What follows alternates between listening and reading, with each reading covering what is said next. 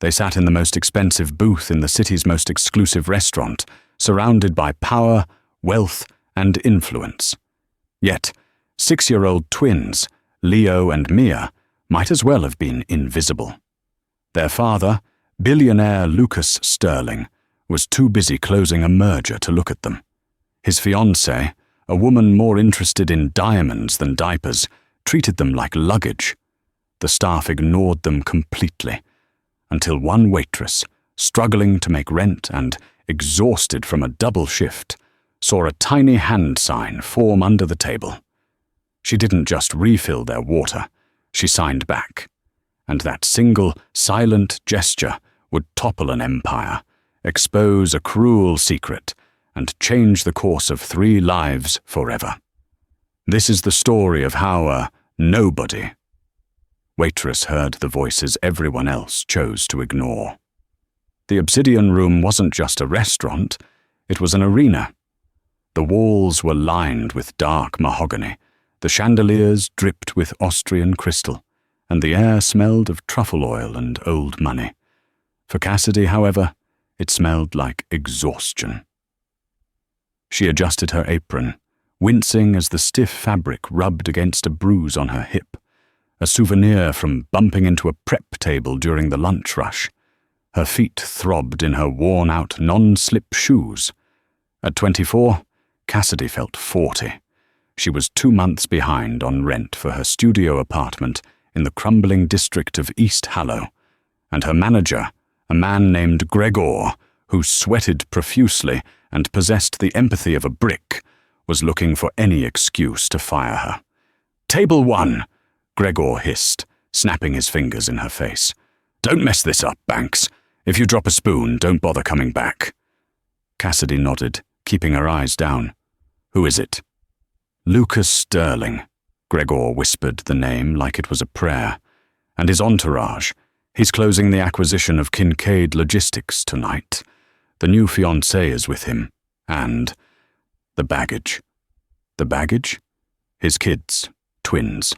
They're defective or something. Just keep the water full and stay out of the way." Cassidy stiffened but said nothing. She grabbed the pitcher of ice water, condensation chilling her palm, and made her way through the maze of tables. Table 1 was an island of tension in the center of the room.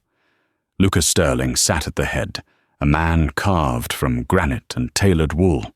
He was handsome in a severe, terrifying way, his eyes glued to a tablet screen, while 2 lawyers in grey suits whispered frantically in his ear. To his right sat Veronica, a woman whose beauty was as sharp and cold as the diamond choker around her neck. She was sipping a martini, looking bored, occasionally checking her reflection in the back of a spoon. And then, shoved into the corner of the oversized booth, were the twins. They looked small for 6-year-olds, dressed in matching velvet outfits that looked uncomfortable and itchy. A boy and a girl. They sat perfectly still, hands folded in their laps, staring at the white tablecloth. No one was speaking to them. No one had even given them menus. It was as if they were ghosts haunting their own father's dinner. Cassidy approached the table, practicing her invisible servant routine. She poured water for Lucas, who didn't blink. She poured for the lawyers. She poured for Veronica, who sighed loudly, clearly annoyed by Cassidy's proximity. Then Cassidy moved to the twins.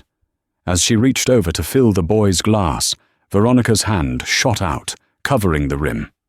"Don't bother," Veronica said, her voice like shattering glass. "They spill, they're clumsy. Just give them the plastic cups I brought. They're in my bag."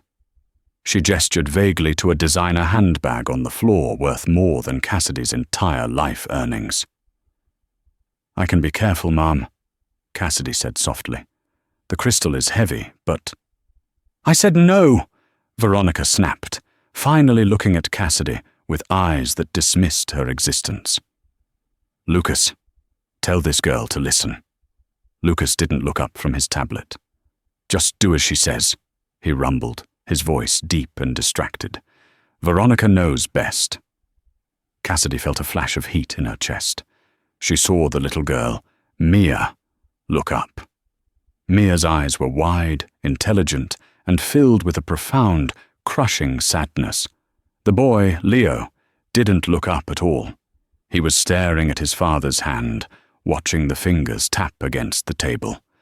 Cassidy retreated, retrieved the plastic sippy cups from the bag, tacky, bright yellow things that looked ridiculous in a place like the Obsidian Room, and filled them.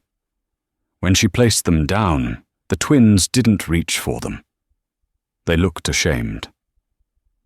"Is there anything else I can get for the children?" Cassidy asked, defying Gregor's order to be silent. "Perhaps some crayons or—" "They don't draw," Veronica said, waving her hand dismissively. "They don't do much of anything. They live in their own little world. It's a tragedy, really. Lucas works so hard, and this is the legacy he gets." One of the lawyers chuckled nervously. Lucas remained a statue. Cassidy felt a knot tighten in her stomach. She knew that look in the twins' eyes. It wasn't vacancy, it was isolation. She backed away to the service station, her heart hammering. "Stop staring," another waiter, Ben, whispered as he passed her with a tray of oysters. "Sterling's kids are deaf, born that way. Mother died in childbirth. Lucas hired Veronica as a consultant for his image, and now they're getting married. She hates those kids." "They aren't even looking at them," Cassidy whispered back. "They're treating them like furniture." "Rich people problems," Ben shrugged. "Focus on your tips. Sterling tips big if the service is invisible."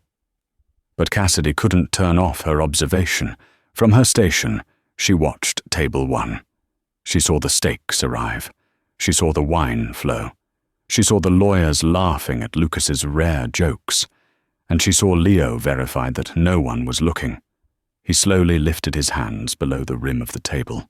His fingers moved with lightning speed, forming shapes. "Hungry," he signed. "Bread?" Mia glanced at Veronica, terrified. She moved her hands back, small and trembling. Dangerous. "She will pinch." Cassidy froze. She dropped the napkin she was holding. They weren't just defective or living in their own world. They were communicating perfectly. They were speaking American Sign Language, ASL. And from the looks of it, their father and his fiancée had no idea. The dinner rush intensified. The kitchen was screaming for runners, and Gregor was prowling the floor like a shark sensing blood. But Cassidy's mind was anchored to table 1. She watched as the plates were cleared.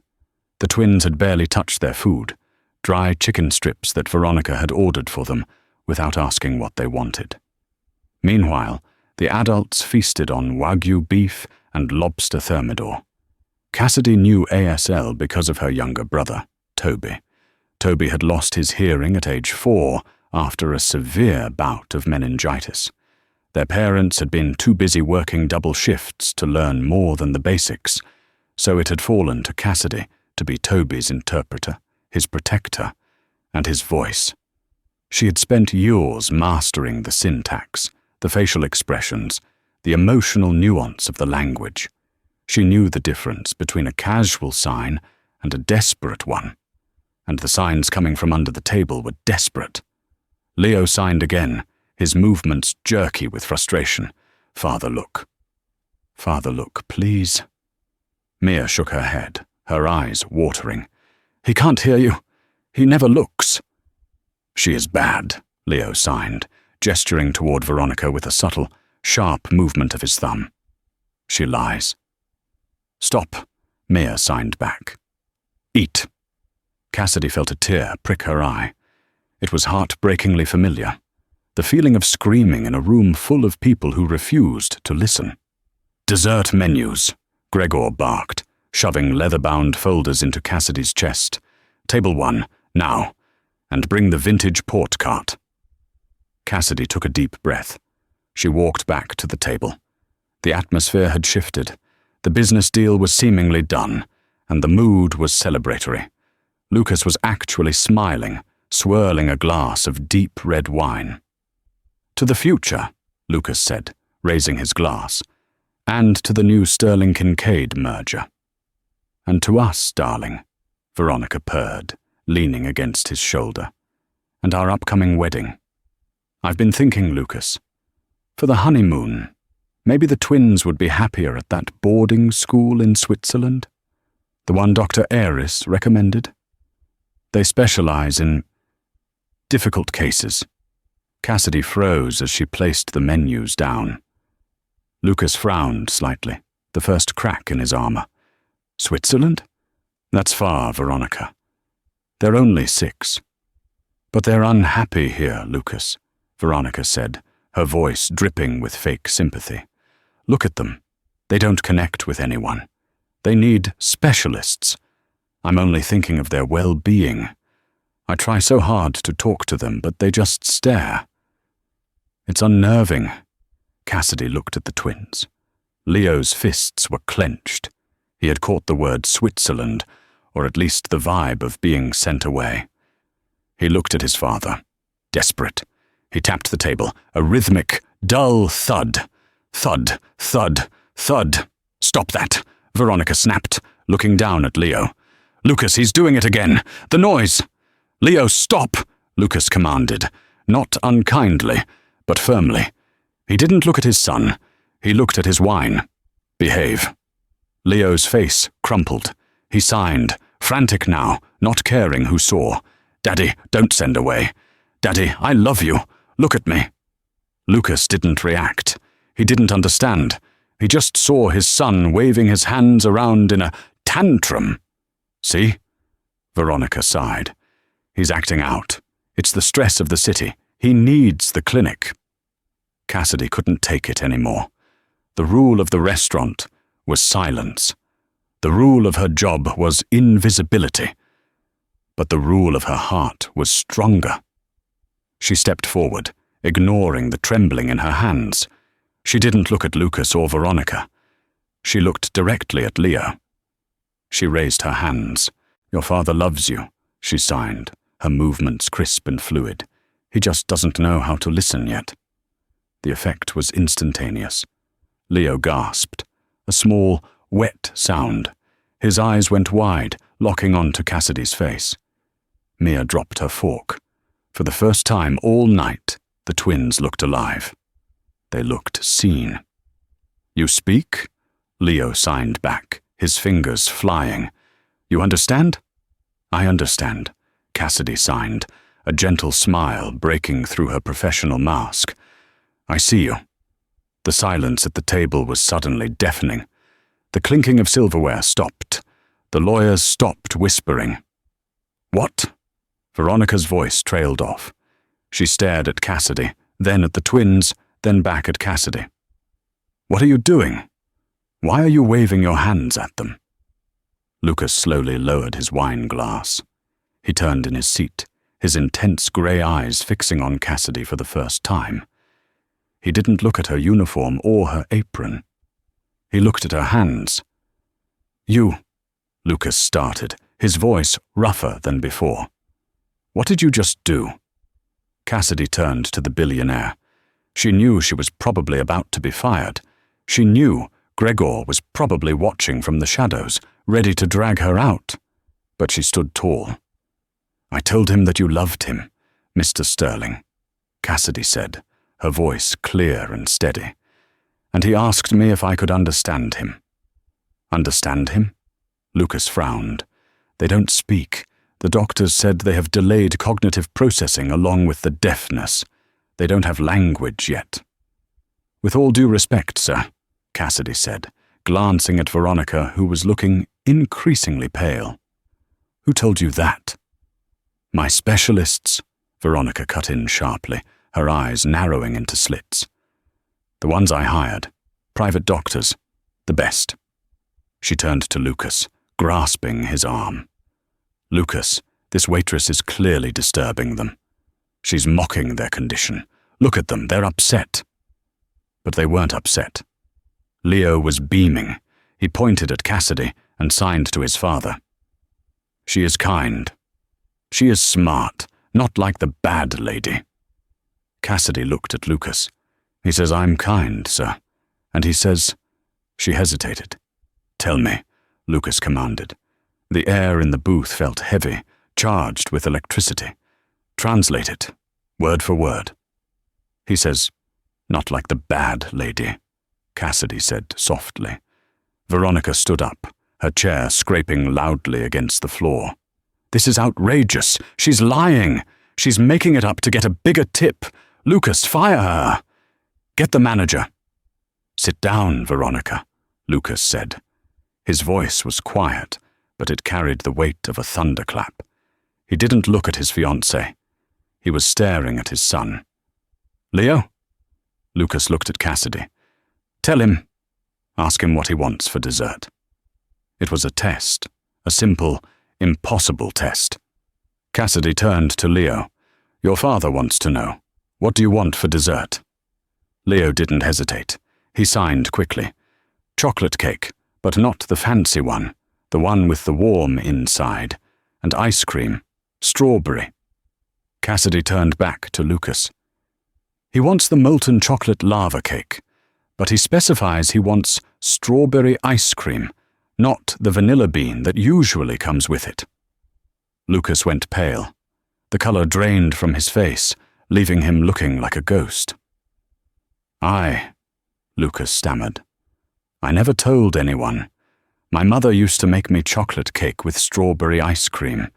It's not on the menu." "I can have the kitchen make it," Cassidy said softly. "He knows," Lucas whispered, looking at Leo with a mixture of horror and wonder. "How does he know that?" "Because I watched you look at the picture in your office," Leo signed. "The old picture," Cassidy translated. "He says he saw you looking at an old photo in your office." Lucas covered his mouth with his hand. His eyes shimmered. The wall of granite was cracking. Veronica was panic-stricken. "She's a con artist, Lucas. She probably Googled you. She looked up your childhood. This is a setup." At that moment, Gregor the manager arrived, breathless and sweating. He saw Veronica standing, Lucas looking shocked, and the service halted. "I am so sorry, Mr. Sterling," Gregor groveled, grabbing Cassidy by the arm. "Is this girl bothering you? I saw her waving her hands. She's new, incompetent. I'll have her removed immediately. Come with me, Banks. You're done." Gregor yanked Cassidy's arm hard enough to make her stumble. "No!" Leo screamed. A guttural, undistinguished sound, but loud. He slammed his hands on the table. "Let her go," Lucas said. Gregor froze. "Sir," I said. Lucas stood up, towering over the manager. "Let her go." Lucas looked from Gregor to Veronica, and finally settled his gaze on Cassidy. "Pull up a chair, miss." Cassidy Banks. "Pull up a chair, Miss Banks," Lucas said, unbuttoning his suit jacket. "We have a lot to talk about. And it seems you are the only person in this city who can help me speak to my children." The obsidian room, usually a cacophony of clinking crystal and polite laughter, seemed to have fallen into a hushed, voyeuristic silence. All eyes were darting toward Table 1. It was a tableau that defied the natural order of the city's social hierarchy. Lucas Sterling, the titan of industry. Veronica Vance. No, wait, let's use a different name per instructions. Veronica Vale, the socialite. Two high-powered lawyers.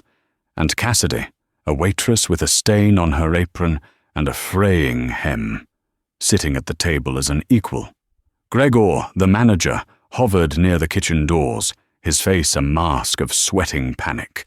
He was already typing a furious text message to the district manager, preparing to blame Cassidy for whatever disaster was unfolding.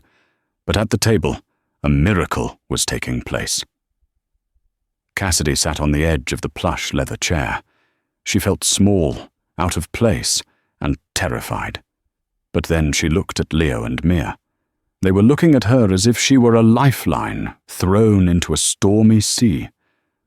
Lucas leaned forward, his elbows resting on the tablecloth, his hands clasped so tightly His knuckles were white. "Ask them," he began, his voice trembling slightly. "Ask them how long they have been able to understand me." Cassidy turned to the twins. Her hands moved gracefully, signing the question. "Your father asks, how long have you understood him?" Maya, the braver of the two, now that the initial barrier was broken, signed back. Her movements were small but precise. "Always," Maya signed. "We hear with our eyes. We read lips. We read faces." Cassidy translated, her voice thick with emotion. "Mia says always. She says they hear with their eyes. They read lips and faces." Lucas looked stricken. "They read lips?" He turned to Veronica.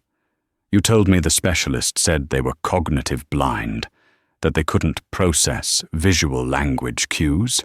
Veronica swirled her martini, though her hand was shaking. She forced a laugh, cold and sharp.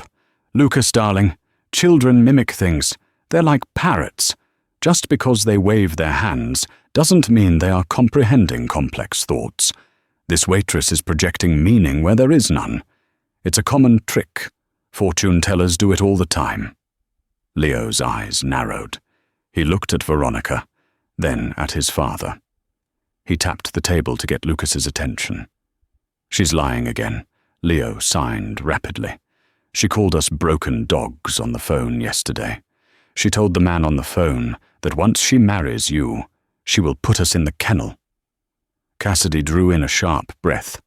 The sign for kennel was distinct, a cage. "What did he say?" Lucas demanded, seeing the shock on Cassidy's face. Cassidy hesitated. "It's very specific, Mr. Sterling." "Say it." He says Veronica is lying. He says she was on the phone yesterday. She called them broken dogs. And she told the person on the other line that once she marries you, she will put them in the kennel." The silence that followed was heavy enough to crush bones. Veronica slammed her glass down, splashing liquor onto the pristine white tablecloth. "You little brat! How dare you make up lies about me?" She turned on Lucas, her eyes wide with manufactured outrage. "Lucas, are you going to let this uneducated servant and a 6-year-old defame your future wife? I was on the phone with my wedding planner. We were talking about the floral arrangements for the dogs in the ceremony. He misunderstood." Lucas didn't look at her. He was watching Leo. "My son doesn't lie," Lucas said quietly. "He hasn't spoken to me in 6 years, Veronica. Why would his first words be a lie about you?" "Because he's jealous," Veronica hissed. "He knows I'm taking your attention away from his disability." "It's not a disability," Cassidy interjected, her voice firm despite her fear. "It's a language, and they are fluent in it. They are brilliant, Mr. Sterling. Look at the vocabulary they are using. Kennel, cognitive. They are absorbing everything." Just then, the kitchen doors swung open. A nervous sous chef approached, carrying a tray. On it were 2 plates of molten chocolate lava cake. Beside each sat a scoop of pink strawberry ice cream, just as Leo had requested. The chef placed the plates down nervously. "Compliments of the house, Mr. Sterling. We had to send a runner to the corner store for the strawberry ice cream, but we made it happen." Lucas stared at the ice cream. It was undeniable proof. No one knew about that preference. It was a memory buried in his own childhood, unspoken for decades, existing only in a photograph locked in his private study. Leo didn't eat immediately. He looked at his father and signed. "Thank you, Daddy," Cassidy whispered. He says, "Thank you, Daddy." Lucas reached out, his hand trembling, and brushed a lock of hair from Leo's forehead. It was the first affectionate touch Cassidy had seen him offer the children. Leo leaned into the touch, closing his eyes. "I missed so much," Lucas whispered, his voice cracking. 6 years. I missed everything." "You didn't miss it," Cassidy said gently. You just weren't looking at the right frequency, but you're here now." Lucas straightened up, the businessman returning, but tempered with a new, fierce, protective energy. He looked at the two lawyers who had been silently watching the exchange, their mouths agape. "Henderson, changing of plans," Lucas said sharply. "Sir?" the senior lawyer asked, fumbling for his pen. "The merger with Kincaid, the clause regarding the family trust." "Yes, sir." "Veronica was to be added as a primary trustee upon our marriage, with power of attorney over the children's medical decisions." "That is correct, sir. It's in the draft we were about to sign." "Strike it," Lucas said. The words hung in the air like a guillotine blade. Veronica gasped. "Lucas, you can't be serious. Because of a waiter's trick? You're embarrassing me." "Strike it," Lucas repeated, louder. "And add a new clause. The children are to remain under my sole custody, and in the event of my incapacitation, custody is to be awarded to—" He paused. He realized he had no one. His parents were gone. His wife was gone. He had isolated himself with Veronica. He looked at Cassidy. It was insane. It was illogical. But for the last hour, she had been the only bridge to his own flesh and blood. "We will discuss custody later," Lucas finished, "but Veronica is out of the trust." Veronica's face twisted into a mask of pure venom. The beautiful socialite vanished, replaced by something desperate and ugly. She glared at Cassidy. "You think you've won the lottery, don't you?" Veronica sneered at Cassidy. "You think you can waltz in here with your sad eyes and your sign language and steal a billionaire? I see you. I know what you are. You're a gold digger in a polyester apron." "That's enough," Lucas warned. "Is it?" Veronica pulled out her phone. "Let's see who Cassidy Banks really is. I have a private investigator on retainer, Lucas. You know I vet everyone." She began typing furiously. Cassidy felt a cold pit in her stomach. She had nothing to hide criminally, but her life was a mess of debt and poverty. She was 2 months late on rent. Her brother's medical bills were piling up. She didn't want Lucas to see her as a charity case or a desperate woman. She wanted to be seen as a professional. "It doesn't matter who I am," Cassidy said, standing up. "I did what was right. Your children have a voice, Mr. Sterling. Don't let anyone silence them again. Not even for a merger. Not even for a marriage." She turned to leave. "I should get back to work. Gregor is going to kill me." "Wait," Lucas said. He reached out and caught her wrist. His grip was warm and firm. "You aren't going anywhere. You're finished here." Cassidy's heart sank. "Sir, please, I need this job. I know I broke protocol, but I mean you are finished working for him." Lucas gestured vaguely toward the kitchen where Gregor was peeking out. "You work for me now." "What?" "I need an interpreter," Lucas said, looking at his children. Mia was busy devouring her cake, but Leo was watching his father with intense pride. "I need someone who understands them. Someone they trust. Clearly they trust you. Name your price." Veronica laughed, a harsh, barking sound. "Oh, this is rich. You're going to hire a waitress as a governess? She probably dropped out of high school." "I have a degree in child development," Cassidy said, her voice quiet but cutting, "and a minor in deaf studies. I had to drop out of my master's program to pay for my brother's surgery." "So yes, Mrs. Vale, I am educated. I'm just broke. There's a difference." Lucas looked at her with renewed respect. "A degree?" "Yes, sir." "Then it's settled. You're hired. Triple your current salary. Benefits. Housing." "Housing?" Cassidy blinked. "I want you to move into the estate," Lucas said. "The twins need constant support. I need to learn ASL. I need a teacher, live-in position, starting tonight." It was the offer of a lifetime. It was the answer to every prayer Cassidy had whispered to the ceiling of her dark apartment. It would save her brother. It would save her. But before she could answer, Veronica's phone chimed.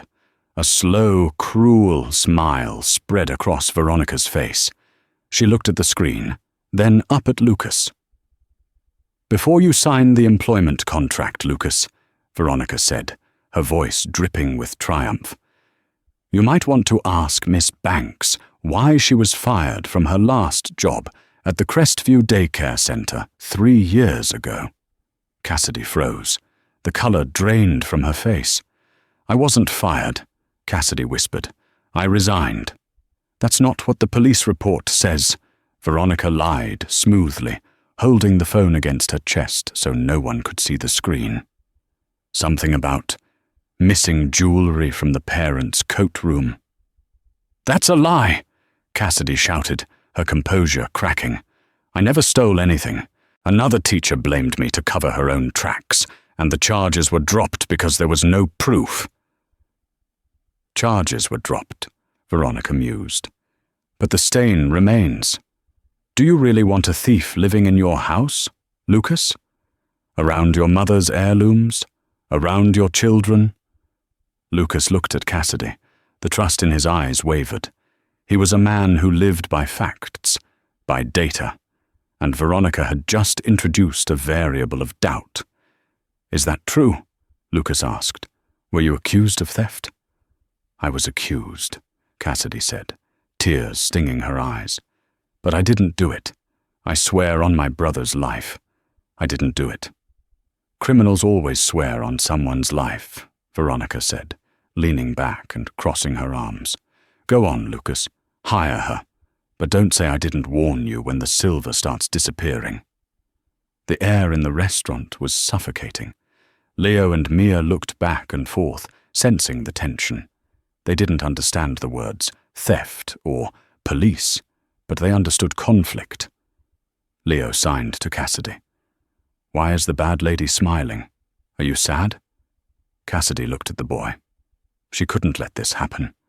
She couldn't let Veronica win, not for her sake, but for theirs. If she left now, Veronica would punish them. She would send them to that school in Switzerland. Cassidy took a deep breath. She looked Lucas square in the eye. "Mr. Sterling," she said, "you are a man of business. You know how to spot a liar. Look at your fiancé, then look at your children. Who has been hiding the truth from you for 6 years? Me or her?" Lucas looked at Veronica. He looked at the smug satisfaction on her face. Then he looked at Cassidy, who stood with her hands clenched, fighting for her dignity. "I don't care about a dropped charge from 3 years ago," Lucas said firmly. "I care about the last hour.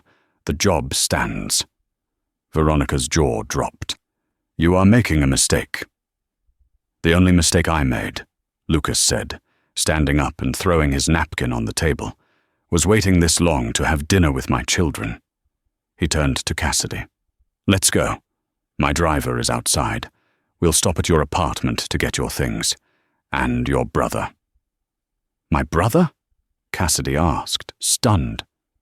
"If you're taking care of my family," Lucas said, looking at the twins who were now scrambling out of the booth, clutching their plastic cups, "I should help you take care of yours." As they walked out of the restaurant, a strange parade of a billionaire, 2 children, and a waitress, Cassidy felt the eyes of the world on her back. But she didn't care. She watched Leo and Mia walking ahead, for the first time holding their father's hands. But as they reached the revolving doors, Cassidy glanced back. Veronica was still sitting in the booth. She wasn't crying. She wasn't shouting. She was making a phone call, her eyes fixed on Cassidy's retreating figure with a look of cold, calculated hatred. This wasn't over. It was just beginning. The Sterling estate was less a home and more a mausoleum of marble and glass. Situated on the cliffs overlooking the ocean, it was a masterpiece of modern architecture and a nightmare for 2 deaf children. Cassidy stood in the grand foyer, holding Toby's hand. Her brother, frail but wide-eyed, gazed up at the 20-foot ceilings. Lucas's security team had already moved their meager belongings into the guest wing, which was larger than their entire apartment building in East Hallow. "This is it," Lucas said, standing awkwardly by the staircase. He looked different here, smaller somehow, despite owning everything in sight. "The East Wing is yours and Toby's. The twins are in the West Wing. I'm usually in the study." Cassidy released Toby's hand, gesturing for him to go explore the room they had been assigned. Once he was gone, she turned to Lucas. "We need to make changes, Mr. Sterling, immediately." Lucas blinked. "Changes? I just had the interior designed by—" "Not the decor," Cassidy interrupted, walking over to the main security panel on the wall. "This house is a death trap for Leo and Mia." Lucas bristled. "Excuse me? This house has state-of-the-art security, biometric scanners, motion detectors." "And how does the fire alarm alert them?" Cassidy asked, tapping the red box on the wall. "It rings, loudly." "They are deaf, Lucas," Cassidy said, using his first name for the first time without realizing it. "If a fire starts at night and they are asleep, a loud noise won't wake them. They will burn." Lucas went pale. The blood drained from his face as the realization hit him like a physical blow. He looked at the high ceilings, the sprawling corridors. He imagined smoke filling the West Wing, the alarm screaming into a void his children couldn't perceive. "I never thought." "You need strobe lights," Cassidy listed, ticking off items on her fingers. "High-intensity flashing strobes in every room, synced to the alarm. You need bed shakers, vibrating pads that go under their mattresses to wake them up physically.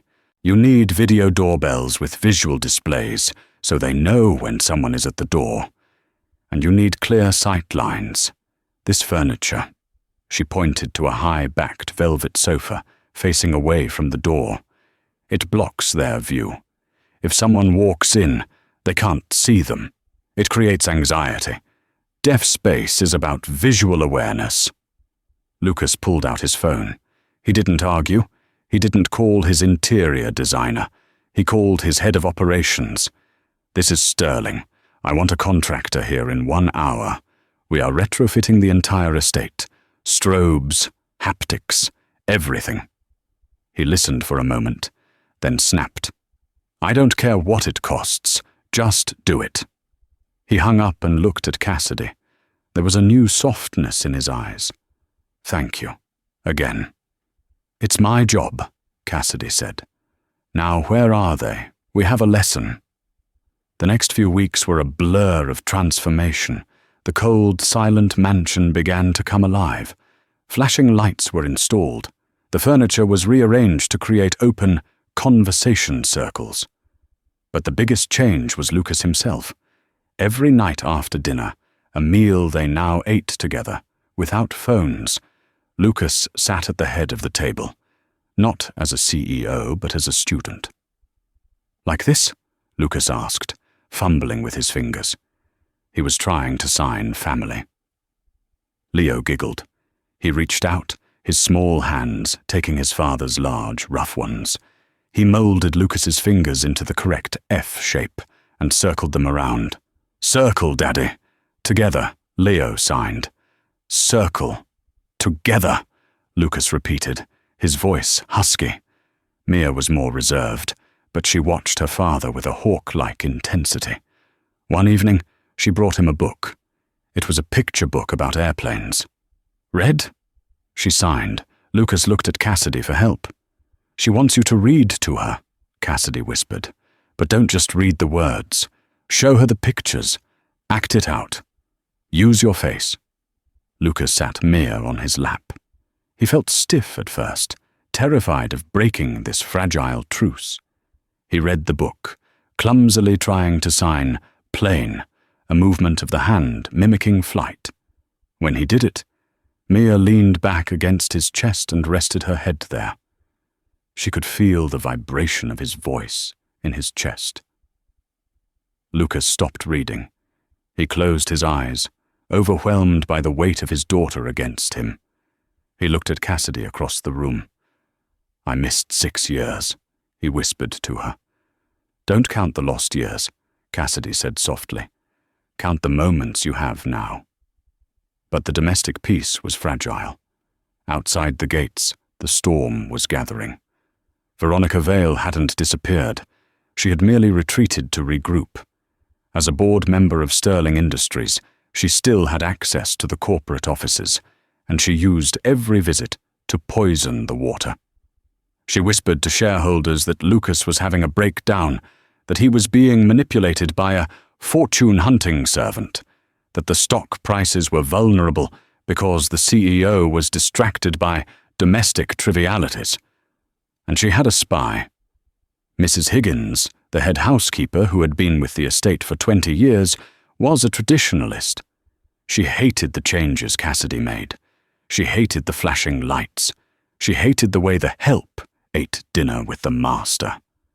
And she owed Veronica a favor for keeping her son out of jail years ago.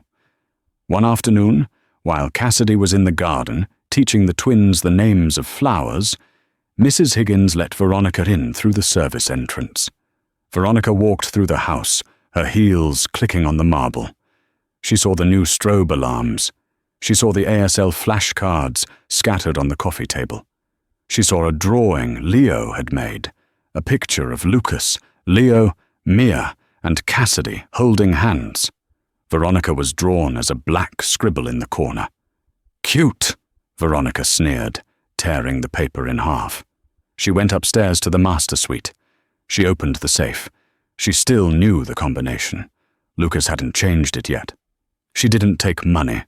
She took something far more sentimental and distinctive. A platinum Patek Philippe watch, a vintage heirloom that had belonged to Lucas's grandfather. It was the one item Lucas valued above all his cars and properties. Veronica slipped the watch into her pocket. Then she went to Cassidy's room in the East Wing. She opened the bottom drawer of Cassidy's dresser and tucked the watch deep inside a pile of Toby's medical socks. "Checkmate, you little rat," Veronica whispered. The annual Sterling Foundation Gala was the event of the season. It was held in the grand ballroom of the city's finest hotel. This year, the stakes were higher. Lucas had announced that he would be bringing his children publicly for the first time. Veronica was there, of course, dressed in a gown of crimson silk that looked like spilled blood. She smiled for the cameras, playing the role of the supportive ex-fiancé who only wanted what was best for the company. Lucas arrived with Cassidy and the twins. The paparazzi went wild. Cassidy wore a simple, elegant navy dress Lucas had bought for her, looking understated but stunning. The twins were dressed in comfortable, stylish clothes, not the velvet straitjackets Veronica used to force on them. Throughout the night, Cassidy interpreted for the twins. They met business partners, they saw the ice sculptures, they tasted the fondue. For the first time, society saw Leo and Mia not as the broken Sterling kids, but as bright, curious children communicating in a beautiful dancing language. Lucas was beaming. He took the stage to give his speech. "For years," Lucas began, gripping the podium, "I defined communication by contracts and emails. I thought silence was empty. But I have learned, thanks to a very special teacher, that silence is full of words if you are willing to listen with your eyes." He gestured to Cassidy and the twins. "To my children, Leo and Mia. I hear you now." The room erupted in applause. Veronica stood in the shadows, her glass of champagne trembling in her hand. The narrative was slipping away from her. She had to act. As the applause died down, Lucas returned to the table. He reached for his wrist to check the time, a nervous habit, and froze. "My watch," Lucas muttered. "What is it?" Cassidy asked. "My grandfather's Patek. I was wearing it, or I thought I was. I took it off to shower before we left and put it on the vanity. I meant to put it back on. He patted his pockets. I must have left it at the house. I'm sure it's safe, Cassidy said soothingly. No, Lucas frowned. I specifically remember. Mrs. Higgins brought me my cufflinks. I asked her to put the watch in the safe if I didn't wear it. Veronica materialized at their table like a spectre. Is something wrong, Lucas?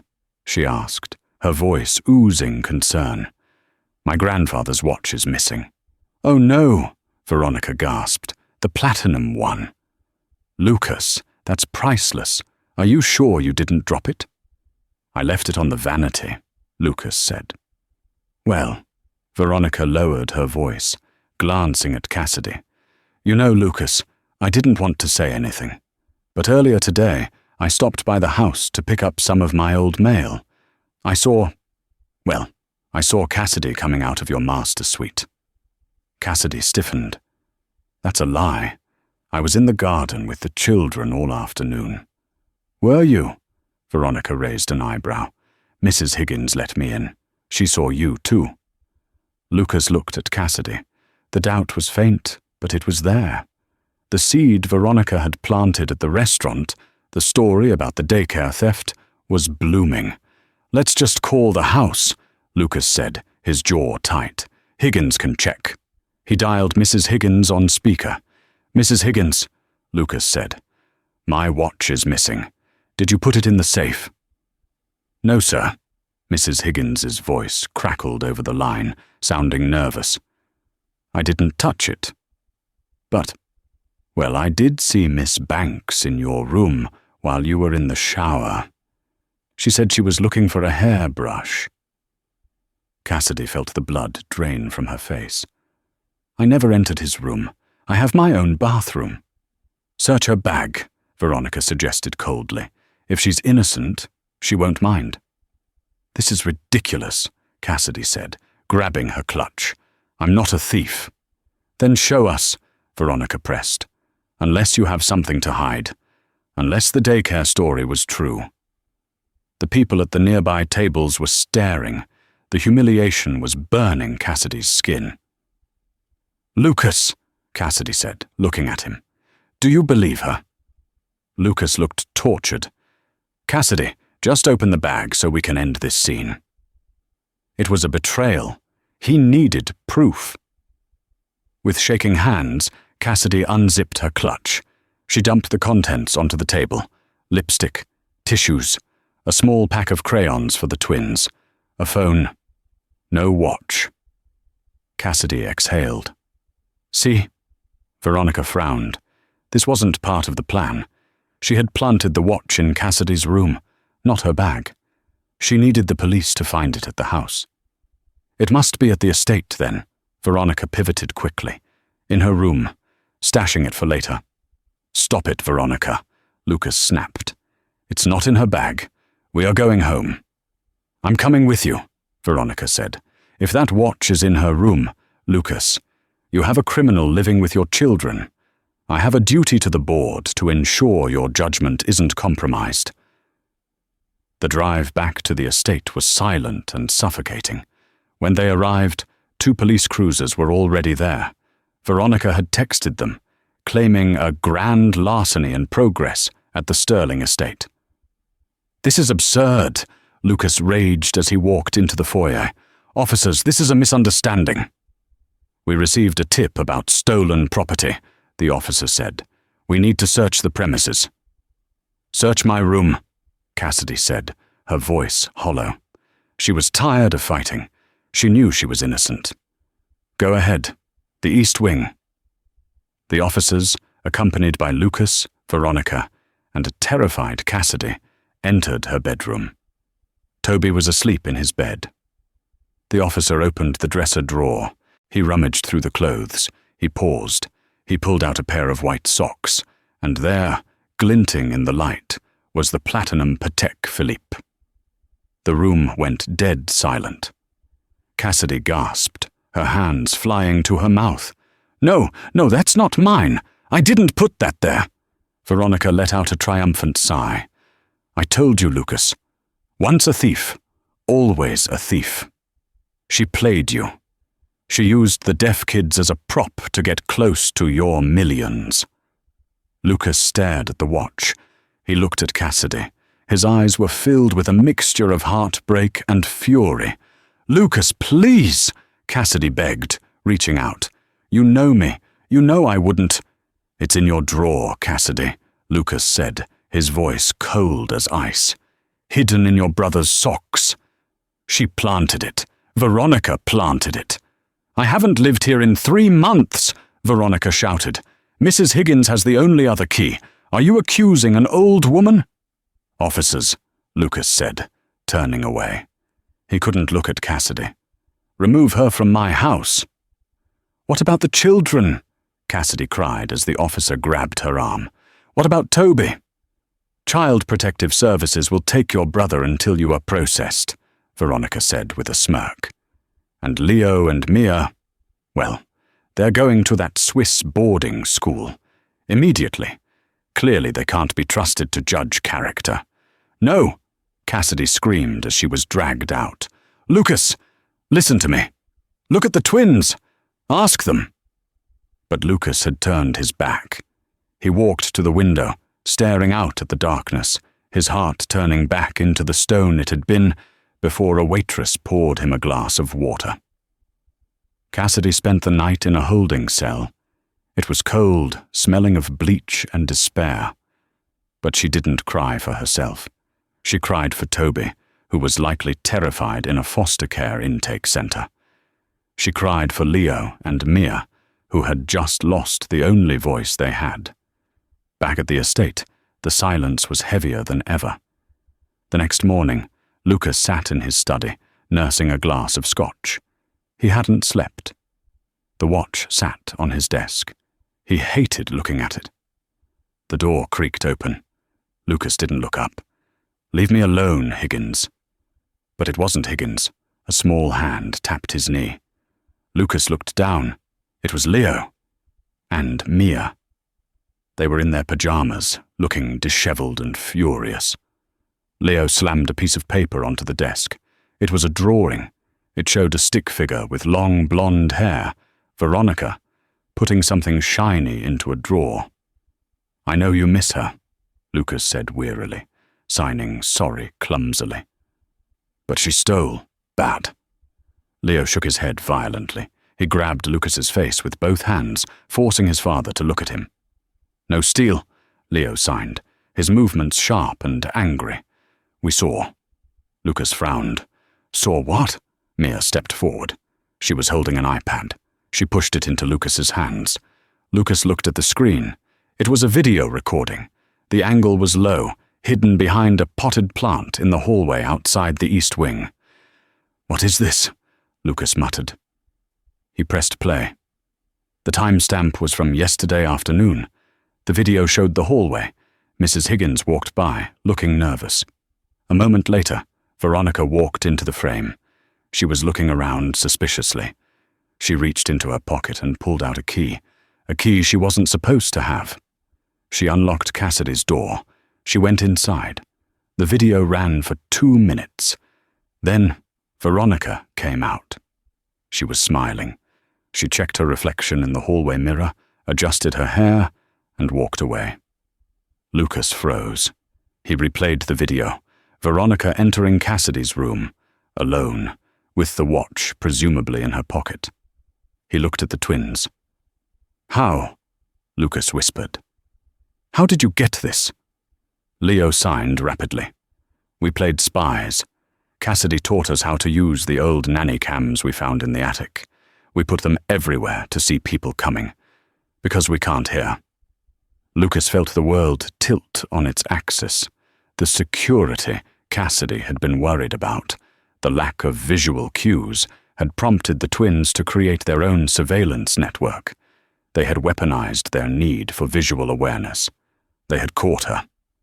Lucas watched the video a third time. The rage that filled him wasn't the cold anger of the night before. It was a white-hot supernova. He had let the police drag Cassidy away. He had let them take her brother. He had believed the woman who had neglected his children for years over the woman who had saved them. He stood up, knocking his chair over. "Get dressed," Lucas commanded the twins, signing the words as he spoke. "Clothes. Now. We go." "Where?" Mia signed. To get her back, Lucas signed, and to destroy the bad lady. The board meeting of Sterling Industries was scheduled for noon. Veronica was there, sitting at the head of the table in Lucas's absence, looking every inch the victorious queen. "It is with a heavy heart," Veronica told the 12 board members, "that I must inform you of Mr. Sterling's leave of absence. The incident with the domestic staff has shaken him. He needs time. In the interim, I will be stepping in as acting chair." The board members nodded. They were old money, easily swayed by scandal and the appearance of stability. "All in favor of the emergency motion?" Veronica asked. "Not so fast." The doors to the boardroom flew open with a bang. Lucas Sterling strode in. He hadn't shaved. He looked dangerous. Flanking him were 2 police officers, not the ones from the night before, but the chief of police himself. And behind him walked Cassidy Banks, holding Toby's hand. She looked tired, her uniform wrinkled, but her head was held high. "Lucas," Veronica laughed nervously, "we were just discussing your stress leave. Who are these people?" "These people," Lucas said, walking to the head of the table, "are the witnesses to your felony." "Felony?" Veronica scoffed. "Don't be dramatic, darling." Lucas plugged a USB drive into the projector system. "Play it," Lucas said. The huge screen behind Veronica lit up. The footage from the spy cam played in high definition. Every board member watched in stunned silence as Veronica Vale, the prospective chairwoman, broke into a staff member's room to plant evidence. The video ended. The silence was absolute. "That's doctored!" Veronica shrieked, standing up. "Deep fake! AI!" "We also have Mrs. Higgins in custody," the police chief spoke up, his voice booming. "She confessed 20 minutes ago. She admitted you paid her to let you in and gave you the key. She also admitted to falsifying the theft report at Cassidy's previous job. Apparently, you have a long reach, Ms. Vale. We're reopening that case too." Veronica looked around the room. The board members were looking at her with disgust. Her empire was crumbling in real time. "You can't do this to me," Veronica hissed at Lucas. "I made you. You almost broke me," Lucas corrected. "And you tried to break my children." He turned to the officers. "Get her out of my sight." As the police handcuffed Veronica, she screamed insults, her veneer of sophistication completely shattered. As she was dragged past Cassidy, she lunged, but Lucas stepped in front, a solid wall of protection. "Don't," Lucas said softly. "You aren't worth her time." When the doors closed, Lucas looked at the board members. "I am not taking a leave of absence," Lucas announced, "but I am making changes. From now on, Sterling Industries will be launching a new division focused on accessibility technology. And," he turned to Cassidy, "I am appointing a new director of philanthropy." Cassidy blinked. "Me?" "You," Lucas smiled. "You have a knack for seeing what others ignore." 6 months later, the Sterling estate was unrecognizable. It was full of light, laughter, and noise. Lucas sat on the patio, watching the sunset. Cassidy sat beside him, her hand resting comfortably in his. They weren't just employer and employee anymore. They were partners. On the lawn, Leo and Mia were running with Toby. They were playing tag, but instead of shouting, "You're it!" they were flashing small laser pointers they had designed themselves, a game of light tag. Leo stopped running and looked at his father. He signed from across the yard. "Happy?" Lucas looked at Cassidy. He looked at the woman who had taught him how to speak the language of his heart. He raised his hands and signed back, his movements fluid and practiced. "Yes. Family. Forever." Mia saw it and cheered, a silent, joyful jump into the air. They weren't the invisible twins anymore. They were the loudest voices in Lucas's world, and finally, everyone was listening. And that is how a single act of kindness from a struggling waitress broke through the walls of a billionaire's silence. It proves that you don't need a voice to be heard, and you don't need money to be rich in the ways that matter. Lucas Sterling thought he was building an empire, but Cassidy Banks showed him he was missing the foundation: love. Veronica's greed led to her downfall, proving that while lies may sprint, the truth runs a marathon. What did you think of Leo and Mia's spy game twist? Let me know in the comments if you would have forgiven Lucas for believing the lie at first. If this story touched your heart, please hit that like button. It really helps the channel. Don't forget to subscribe and ring the bell so you never miss a story about justice served cold. Share this with someone who needs to believe in happy endings. Thanks for watching.